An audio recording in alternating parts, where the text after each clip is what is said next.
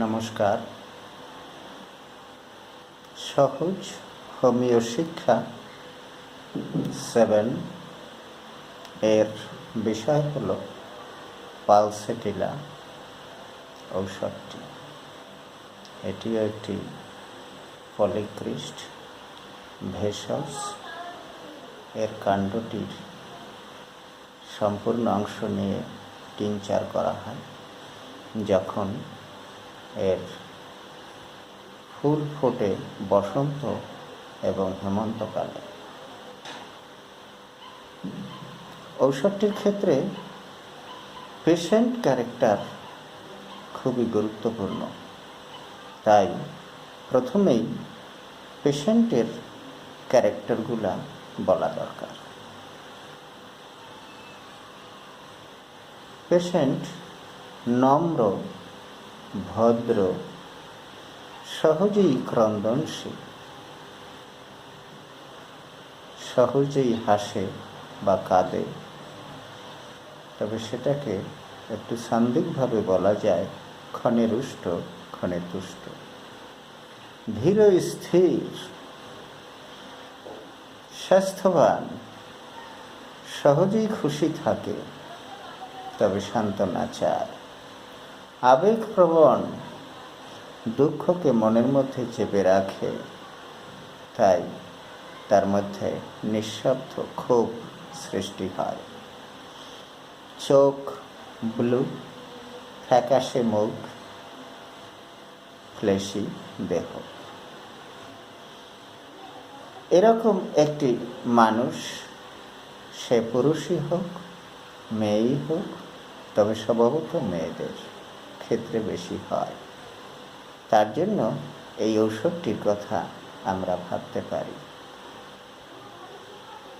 এরপরে আমরা ঔষধটির প্রধান লক্ষণসমূহ আমাদের জানা দরকার।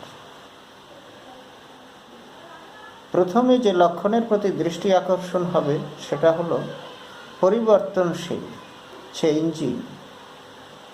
মানসিক অবস্থা যখন এখন একরকম একটু পরে আর এক রকম, রোগলক্ষণও তেমনি, এখন একরকম আর একটু পরে আর এক রকম। কীরকম সেটা? যদি পেশেন্টের উদরাময় হয় তখন তার দুবারের স্টুল একরকম হবে না। যদি সর্দি স্রাব হয়, স্রাব মুহূর্তে মুহূর্তে পরিবর্তন হয়। যদি বাতের ব্যথা হয়, ব্যথাও পরিবর্তন ঘটে। অতএব প্রথম লক্ষণই হলো পরিবর্তনশীল।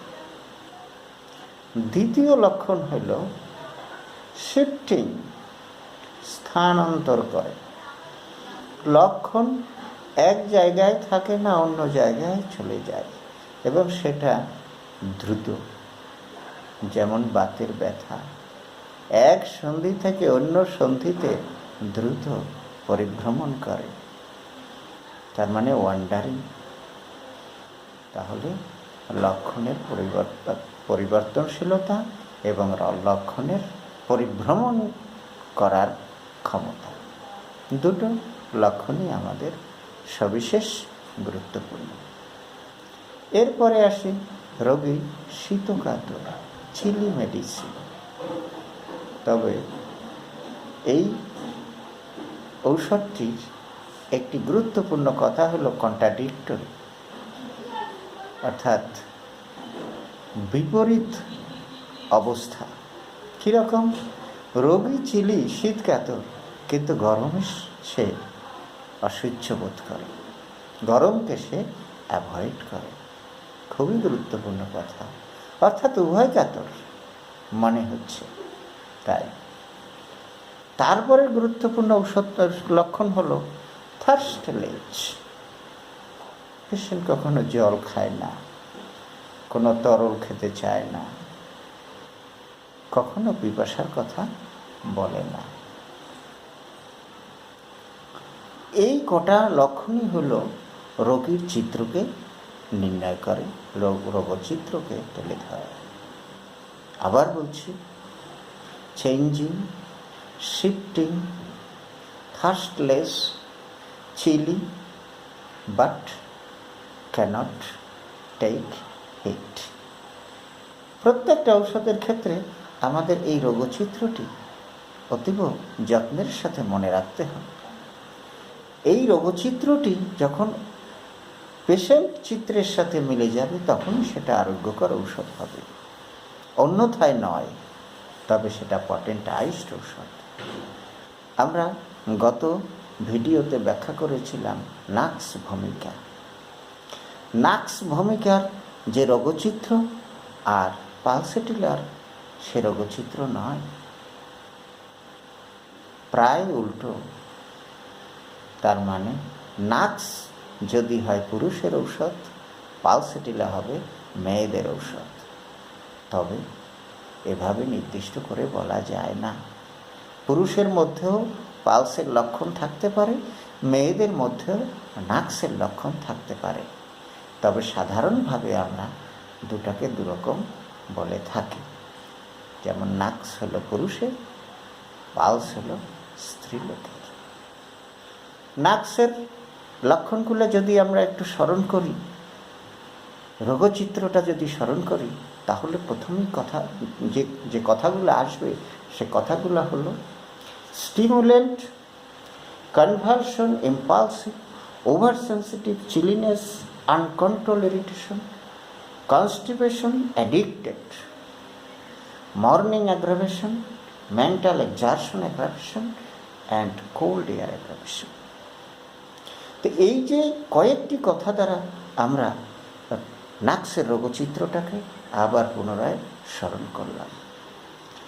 এরপরে আসি আমাদের পালসেটিলার হ্রাসবৃদ্ধি, খুবই গুরুত্বপূর্ণ জিনিস। যেমন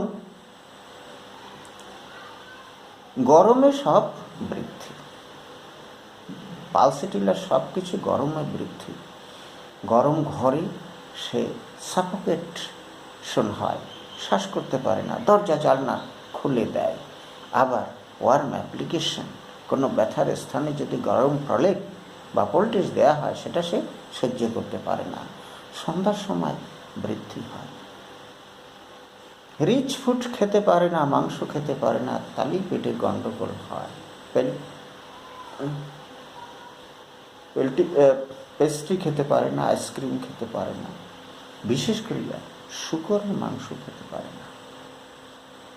তাহলেই তার সমস্যার সৃষ্টি হয়। এবারে উপশম,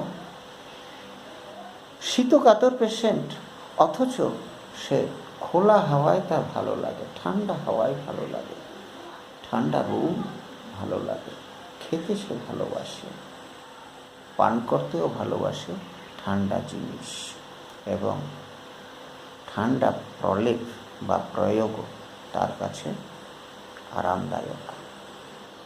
গেল আমাদের হ্রাসবৃদ্ধির কথা। তারপরে আসি কিছু গুরুত্বপূর্ণ লক্ষণ। লক্ষণের কিন্তু শেষ নেই, হাজার হাজার লক্ষণ রয়েছে একটা ঔষধে, কিন্তু সেগুলো তো আলোচনা করা সম্ভব নয়। তাহলে সেটা আমাদের জন্য কষ্টের হয়ে দাঁড়াবে। সহজে আমাদের শিখতে চাই, তাই সহজ কথাগুলোই বলা ভালো। পালসেটিলা ঔষধের ডাইজেশন বড় দুর্বল, স্টুল সাদা, ক্ষুধা থাকে না, কোষ্ঠকাঠিন্য থাকে না, হাসি থাকে, সর্দি থাকে, শরীরটা কাঁপে, বিভিন্ন প্রকারের রক্তস্রাব আছে, ব্যক্তি নার্ভাস, কম্পন আছে তার, এক্সট্রিমলি টাচি, এক্সাইটেবল, সহজেই রেগে যেতে পারে। বলা হয়েছিল সে শান্ত, ভদ্র, নম্র, কিন্তু যেহেতু কন্ট্রাডিক্টরি একটি কথা বলা হয়েছে, তাই আবার বলা যায় সে ভেরি ইরিটেবল। এবং বলা হয়েছে পিপাসাহীনতা, তার পিপাসাও থাকতে পারে। তবে সে সমস্ত ক্ষেত্রগুলো অ্যাভয়েড করা যাবে না যদি অন্য লক্ষণগুলোর মিল থাকে। সকালবেলা মুখের স্বাদ ভালো থাকে না, মুখ শুষ্ক থাকে, আর সর্দি স্রাব সেটা খুব বেশি হয়, মোটা হয়, বর্ণ হলুদ হয়। আরেকটি গুরুত্বপূর্ণ কথা, গরম ঘরেও তার ঠান্ডা বোধ হয়, silliness in a warm room, very peculiar symptom. One-sided sweat, এটাও একটু peculiar. এক পাশের ঘাম, এক হাত গরম, এক হাত ঠান্ডা। তারপরে উদ্বিগ্নতার সাথে প্যালপিটেশন সারা দেহে, হার্টের গণ্ডগোল, চোখ চুলকায়, স্ক্র্যাচ করতে ডলতে হয়, এবং প্রদাহ আছে, পাগল হয়ে যাওয়ার ভয় আছে, অন্ধকারের ভয় আছে, খুব গরম ঘর সহ্য করতে পারে না বলা হয়েছে, মিউকাস দ্বারা জিহ্বাটি আবৃত থাকে। আরেকটি কথা হলো তার ব্যথা যত বাড়ে ঠান্ডা তত বাড়ে, ভেরি ইম্পর্ট্যান্ট। তো এইগুলোই হলো আমাদের রোগচিত্রের বর্ধিত কথা। তবে অল্প কথায় রোগচিত্রের কথা আবারও বলি, changing, shifting, thirstless, chilliness and contradictory symptoms. অতি নম্র, ভদ্র, সহজেই কাঁদে, সহজেই হাসে, এটাই হলো আমাদের পালসেটিলার রোগচিত্র। এরপরে সম্পর্ক প্রয়োগ, 30 পাওয়ার, 200 পাওয়ার,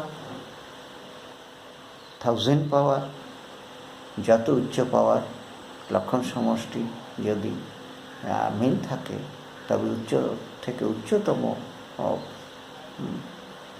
পাওয়ারে রোগটি আরোগ্য হয়। আর যে সমস্ত রোগ আরোগ্য হতে পারে এই ঔষধটিতে, সেই রোগগুলো হলো ব্যথাহীন রক্তস্রাব, চর্মরোগ, কঠিনভাবে চর্মরোগ, সর্দি, অ্যাস্থেমা, রিউমাটিক অ্যাথরাইটিস, ভার্টিগো, এ সমস্ত রোগ এই ঔষধটিতে আরোগ্য হতে পারে। সর্বশেষ কথা হলো আমাদের এই ওষুধটির পরিপূরক ঔষধ সর্বদাই সালফার। অন্যান্য ঔষধও এরপরে ব্যবহার হতে পারে, যেমন আর্সেনিক, ক্যালিবাই, সেপিয়া, সিলিকা, জিঙ্ক। আবার এই ঔষধটি সালফারের বিষক্রিয়া নষ্ট করতে পারে। ঔষধটি অতীব গুরুত্বপূর্ণ। ধন্যবাদ, নমস্কার।